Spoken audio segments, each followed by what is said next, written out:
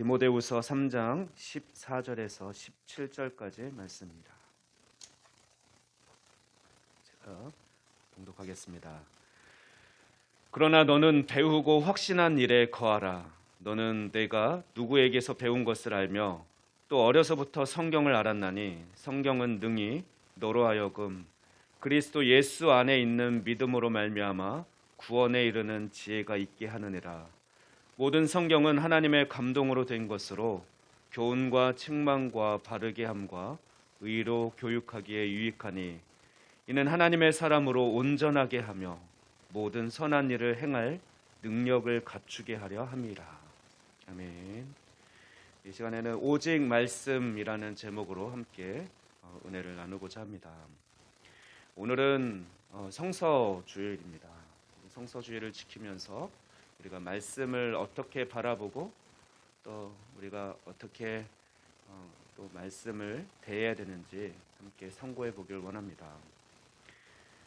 오늘 본문은 디모데후서의 말씀인데 바울은 로마 감옥에 2차로 다시 재차 투옥됐을 때, 즉 이제 1차 때는 그래도 가택연금해서 자신이 세를 얻은 방에 그 집에서만 머물면서 어느 정도 자유가 보장된 상태에서 감금 상태였고, 지금은 그와는 반대로 네로의 폭정에 의해서 죽음을 앞둔 상태에 처한 감옥 생활이었습니다. 그때 이제 마지막으로 유언처럼 쓴 서신서가 바로 디모데후서입니다.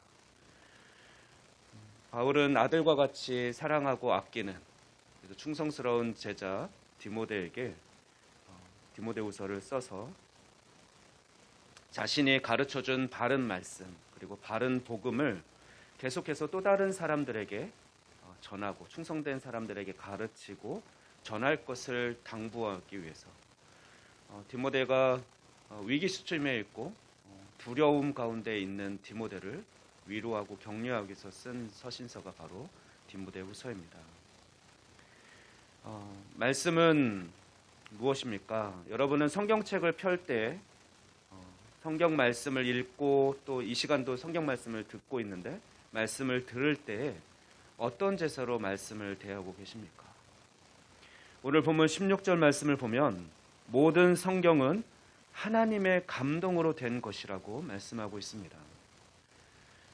영어로는 그런데 하나님의 감동으로라는 부분이 영어 성경 있는 분은 보시면 아마 God blessed라고 되어 있을 것입니다.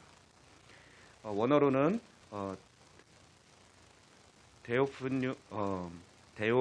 데오프뉴스토스, 근데 데오스, 하나님이라는 데오스와 푸네오, 숨쉬다, 말하다라는 단어가 합쳐진 단어로 되어 있습니다. 즉 문자적인 의미로는 하나님이 숨을 쉬셨다, 하나님께서 말씀하셨다, 이렇게 두 가지로 해석할 수 있을 것입니다. 즉 모든 성경은 하나님의 감동으로 됐다는데 하나님의 호흡으로 되었다라는, 기록되었다라는 뜻입니다. 이것은 우리가 창세기를 읽어갈 때 처음에 하나님께서 인간을 창조하실 때 창세기 2장 7절 말씀을 보면 하나님께서 사람을 지으실 때 흙으로 사람을 지으신 다음에 생기를 그 코에 불어넣자 생명이 되었다, 사람이 생명이 되었다라는 말씀이 있습니다. 이것과 연결이 되는 말씀입니다. 우리가 하나님의 말씀이 하나님의 숨결로 호흡으로 되었다는 것을 생각할 때 우리는 말씀을 읽을 때 한 구절 한 구절 그 말씀 사이사이에서 우리는 하나님의 호흡과 하나님의 숨결 그리고 그 온기를 느낄 수 있어야 할 것입니다. 또한 우리 사람이 하나님의 생기로 생명이 된 것처럼 우리는 결국 하나님의 이 호흡으로 기록된 그 말씀을 통해서 우리는 영원히 목마르지 않는 생수를 얻게 되고 또 생명의 빵을, 생명의 양식을 섭취할 수 있게 되는 것입니다. 그럴 때 또 우리는 흔들림 없이 하나님의 자녀로서 이 세상을 살아갈 힘을 얻게 되는 것입니다. 또한 모든 성경이 하나님의 감동으로 기록되었다라는 말씀은 또 성령 하나님의 영감으로 기록되었다라는 말씀입니다. 그리고 성령 하나님의 영감으로 기록되었다라는 것은 성령의 하나님께서 성경 기록자들이 하나님의 말씀을 받아 기록할 때 오류가 없도록 또 더하거나 빼는 것이 없도록 기록하게 하신 성령님의 역사로 이루어졌다, 기록되었다라는 말씀입니다. 모든 성경은 하나님의 영감으로 기록되었으므로 성경은 따라서 정확하고 무오한, 흠이 없는 그런 오류가 없는 하나님의 말씀입니다. 그러므로 우리는 성경을 믿을 수 있고 또 성경의 권위를 우리는 인정하고 믿는 믿음입니다. 우리의 신앙에 있어서 말씀에 근거하지 않은 믿음은 그냥 나의 개인적인 믿음인 거죠. 근거 없는 믿음. 우리는 모든 성경 말씀을 근거로 믿음을 갖게 됩니다. 성경은 어떤 철학적인 책도 아니고 어떤 신화 이야기나 허탄한 이야기가 아닙니다. 또 착하게 살라는 도덕적인 규범을 담은 기록도 아닙니다. 성경은 만왕의 왕이시고 또 창조주시고 또 생명의 근원이신 그 하나님의 숨결이고 하나님의 말씀입니다. 따라서 우리는 성경 말씀을 대할 때에 두렵고 떨림으로 또 기도하는 마음으로 또 거룩하신 하나님 앞에 서 있는 것처럼 하나님의 임재 앞에 있는 것으로 우리는 생각하며 그렇게 두렵고 떨림으로 간절함으로 소중하게 이렇게 말씀 한 구절 한 구절을 읽어내려가야 되고 말씀을 들어야 합니다. 베드로 사도는 베드로후서 1장 20절 21절에서 이를 이렇게 경고하고 있습니다. 먼저 알 것은 성경의 모든 예언은 사사로이 풀 것이 아니니 예언은 언제든지 사람의 뜻으로 낸 것이 아니요 오직 성령의 감동하심을 받은 사람들이 하나님께 받아 말한 것임이라. 그렇다면 우리는 그렇게 두렵고 떨리는 자세로까지 성경 말씀을 가까이 해야 하는 이유가 무엇입니까? 말씀은 어떤 유익이 있습니까? 오늘 본문 말씀 15절 말씀은 성경 말씀이 우리를 그리스도 예수 안에 있는 믿음을 갖게 하여 구원에 이르는 지혜가 있게 한다라고 말씀하고 있습니다. 성경 말씀을 통해서 우리는 믿음을 얻게 되고 또 그런 지혜를 얻게 된다는 거죠.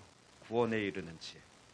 또한 16절 말씀은 모든 성경은 하나님의 감동으로 된 것으로 교훈과 책망과 바르게 함과 의로 교육하기에 유익하다라고 말씀하고 있습니다.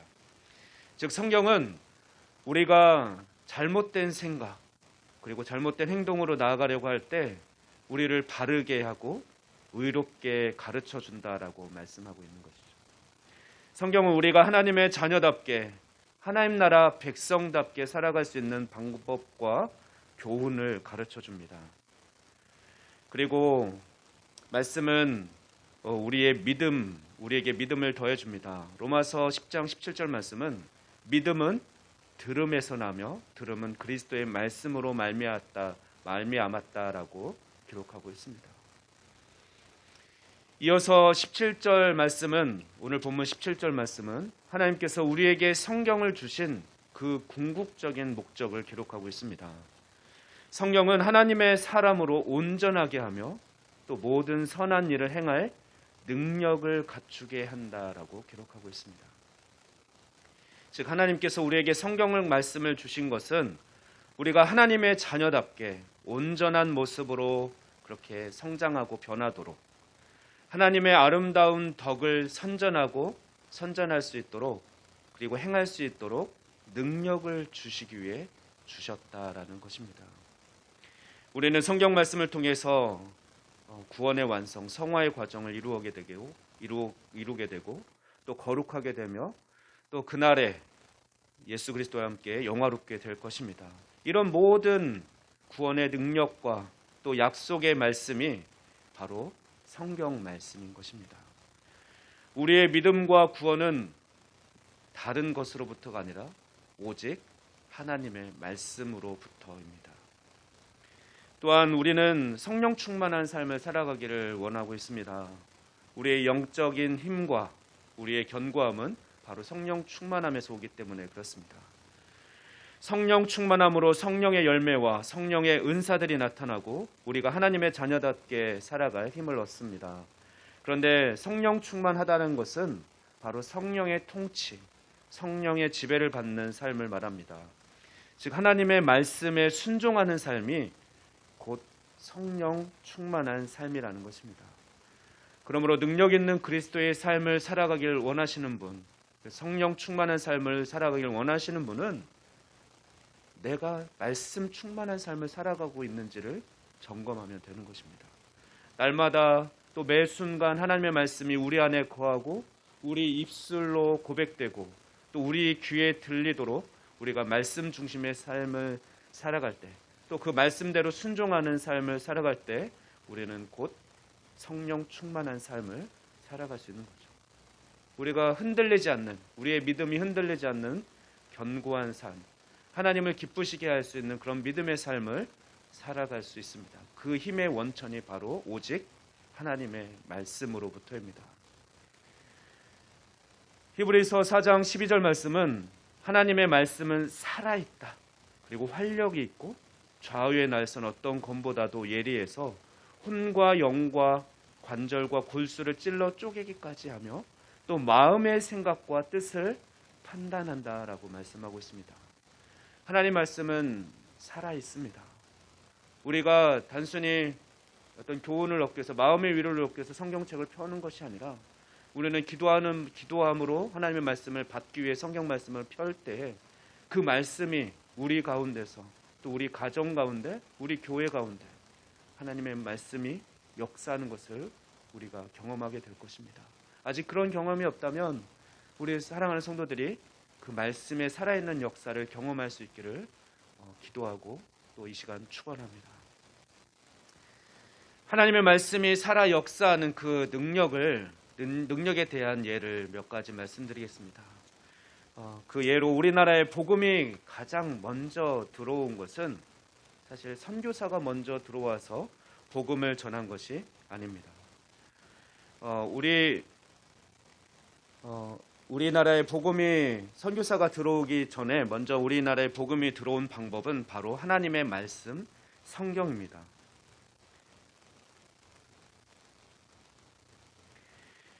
네, 우리나라 최초의 선교사는 선교 기록에 의하면 1884년 9월 20일 미국 북장로교 소속의 알렌 선교사가 인천 제물포에 발을 들여놓은 것으로 보고 있습니다.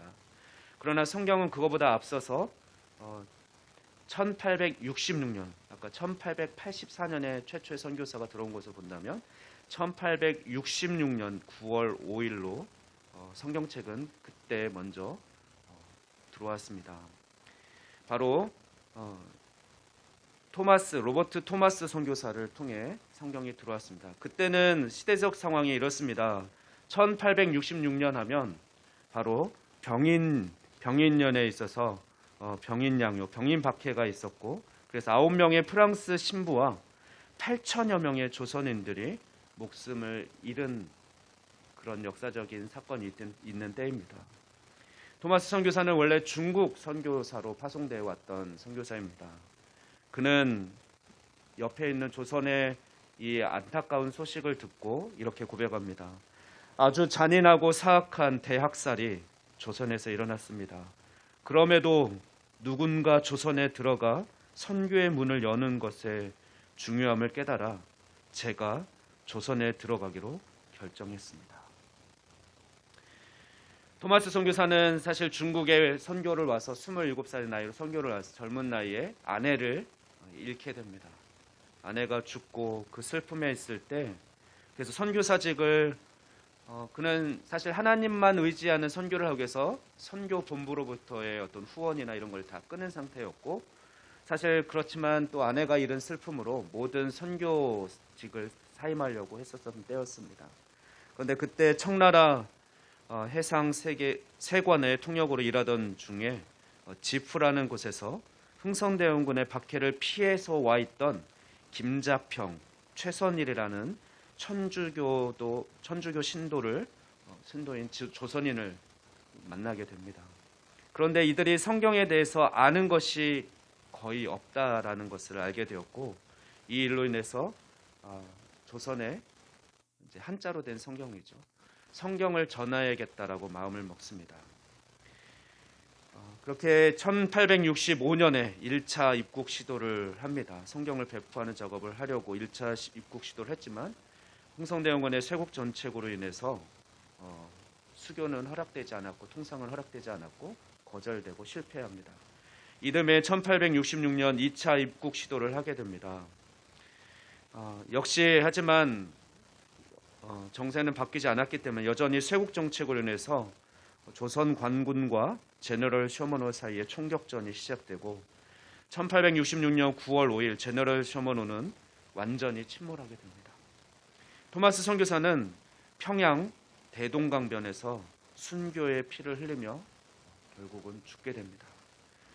그러나 그가 죽기 전에 그 대동강변 포구에 정박한 쇼먼호가 통상을 요구하는 과정에서 좌초되었을 때 이 틈을 타서 그는 조선 군인들이 배를 공격하고 있을 때, 그래서 모든 배에 탄 사람들이 몰살당할 때에 탈출을 시도했습니다. 토마스 선교사는 성경 여러 권을 먼저 육지에 던졌고 그 다음 한 권을 직접 들고 대동강변에 올랐습니다. 그러나 그때 박춘권이라는 사람의 칼을 맞고 죽게 됩니다. 조선 땅의 최초의 순교의 피를 흘린 선교사가 되는 것이죠. 1866년 9월 꽃다운 나이 27세의 나이입니다. 그런데 그의 죽음은 결코 헛되지 않았습니다.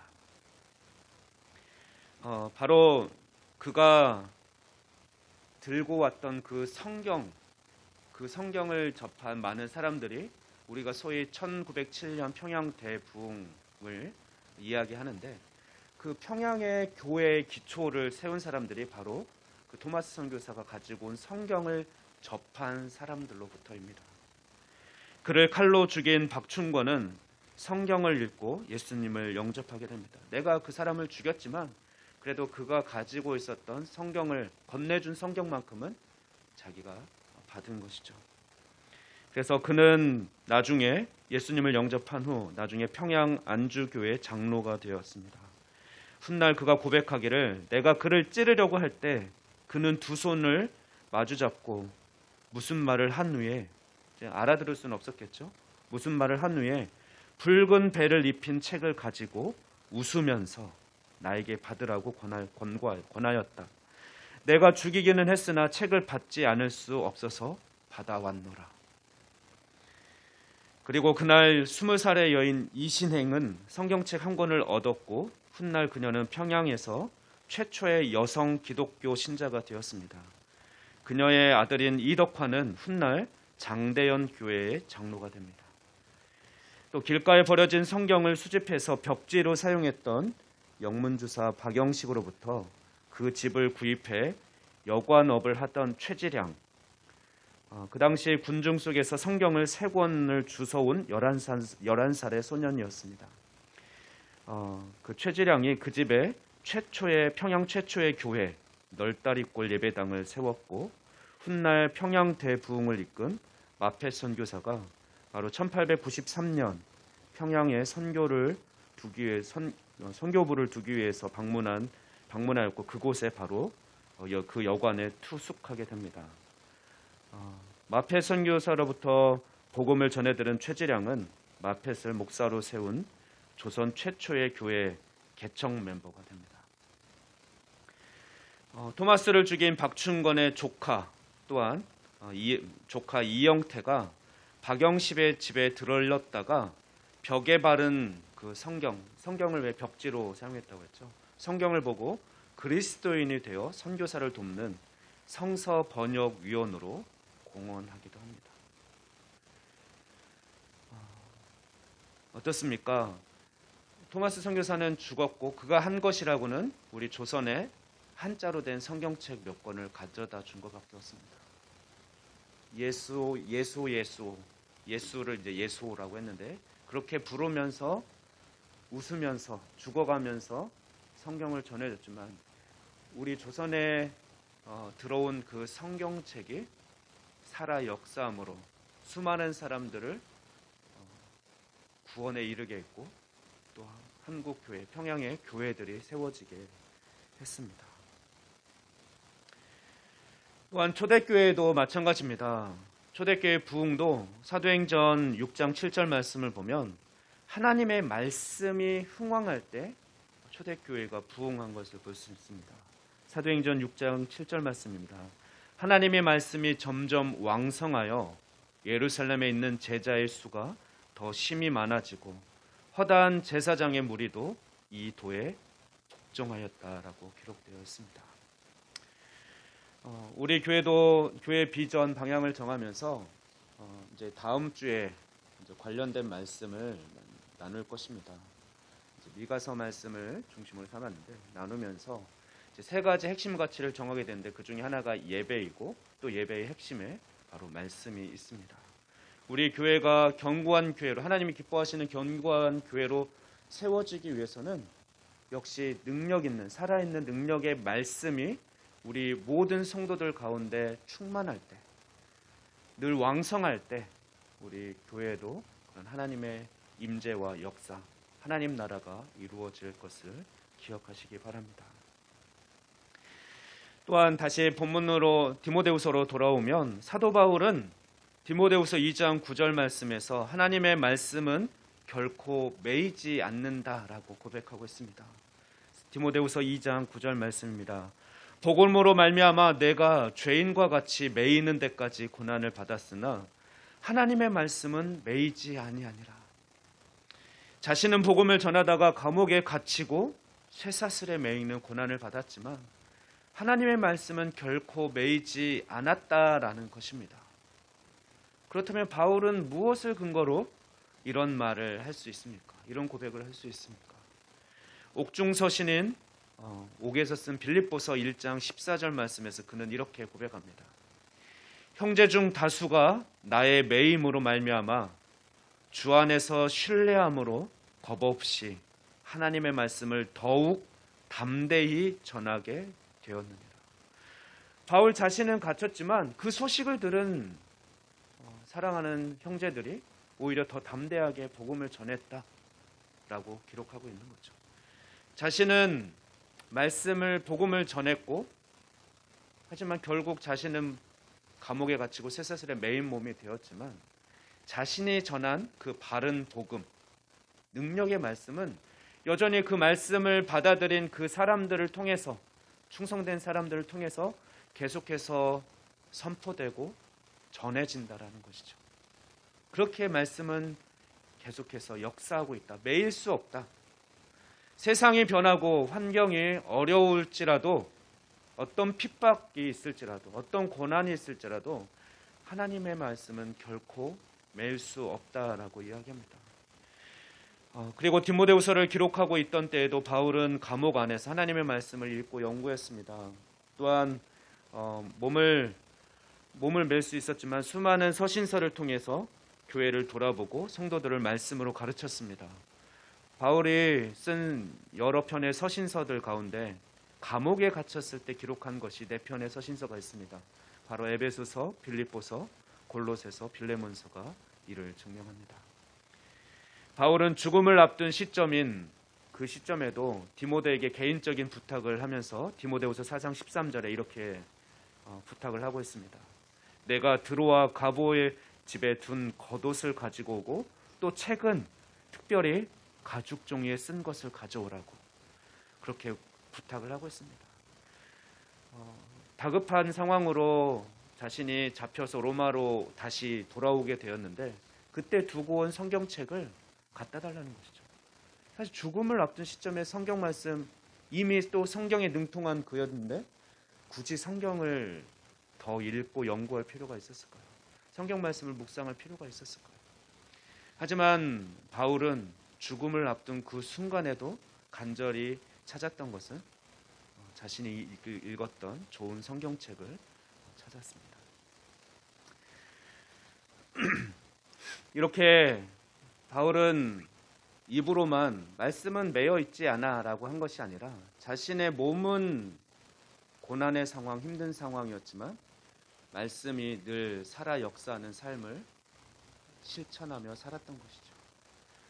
근데 이제 우리 성도들에게 적용의 말씀을 권면하라고 합니다. 그렇다면 이렇게 중요한 말씀, 우리 그리스도인의 오직 구원의 능력이 되고 근원이 되는 오직 말씀인 그 성경 말씀이 어떻게 우리에게서도 매이지 않고 그렇게 살아 역사하는 말씀으로 우리 가운데에서 역사할 수 있도록, 우리가 어떻게 늘 말씀 충만한 삶을 살아갈 수 있겠습니까? 저는 이렇게 개인적으로 한번 좀 정리해봤습니다. 운전 중이나 대중교통으로 이동 중에 오디오 성경을 듣고 또 하나님의 말씀을 듣는다. 또 하루 한 구절 말씀을 또 암송하며 묵상한다. 암송만큼 유익한 것이 없거든요. 말씀을 계속 되풀이해야 되니까 묵상이 되고, 또 암송이 됐다면 말씀이 내 안에 있는 거기 때문에 성경을 펴지 않아도 말씀이 있는 거죠. 그래서 암송만큼 유익한 방법이 없습니다. 그래서 암송을 놓지 않겠다라는 것이죠. 또한 말씀을 하루 30분 이상 말씀을 묵상하고 또 그것을 기록했다가 나중에 책으로 또 만들거나, 또는 지금 저는 어쨌든 새벽 설교나 설교를 하면 영상으로 남게 되는데요. 그런 콘텐츠 제작, 그래서 내가 혹시 매이게 되더라도 더 이상 말씀을 전하지 못하게 되더라도 유튜브상에서 인터넷상에서 그 말씀은 계속 떠돌겠죠. 계속 전해지고 있을 거예요. 말씀은 매이지 않고 역사하는 방법이 콘텐츠 제작이다, 이런 생각을 하게 됐고요.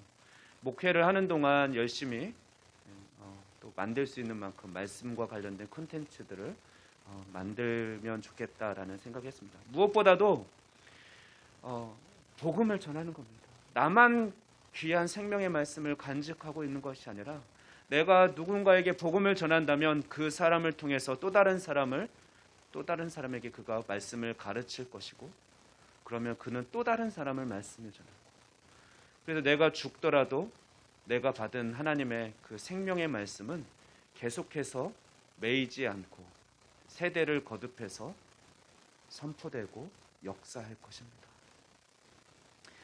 여러분은 어떻게 말씀이 항상 여러분을 지배하도록 하겠습니까? 어떻게 말씀에 푹 잠긴 삶, 말씀 충만한 삶을 살아가시겠습니까? 내일부터, 다음부터가, 내년부터가 아닌 지금부터 바로 적용할 수 있기를, 그래서 늘 말씀 충만하고 성령 충만한 삶을 살아갈 수 있기를 주님의 이름으로 축원합니다. 기도하겠습니다. 사랑이신 하나님, 우리를 구원하시기 위해, 우리에게 생명을 주시기에 말씀을 주신 하나님 감사합니다. 하나님의 모든 것을 기록한, 모든 약속과 모든 것을 쏘아버린 하나님의 전 재산과 같은 그 말씀을, 귀한 말씀을 우리에게 주신 그 놀라운 은혜를 우리가 잊지 않기를 원합니다. 오직 말씀에 사로잡혀 우리가 늘 성령 충만한 삶을 살아가게 하시고, 우리가 흔들리지 않는 견고한 믿음으로 이 마지막 때에 이 혼란하고 힘든 세상 가운데서도 늘 기쁘게 승리하는 삶을 살아갈 수 있도록 주님 축복하여 주시옵소서. 초대교회가 말씀이 왕성할 때 부흥했던 것처럼 우리 교회 역시 우리 성도들 가운데 말씀이 충만하게 하셔서 부흥의 역사를, 성령님의 역사를, 말씀의 역사를 우리가 경험할 수 있는 은혜를 허락하여 주시옵소서. 우리가 다시금 이 시간 결단하며 나아갑니다.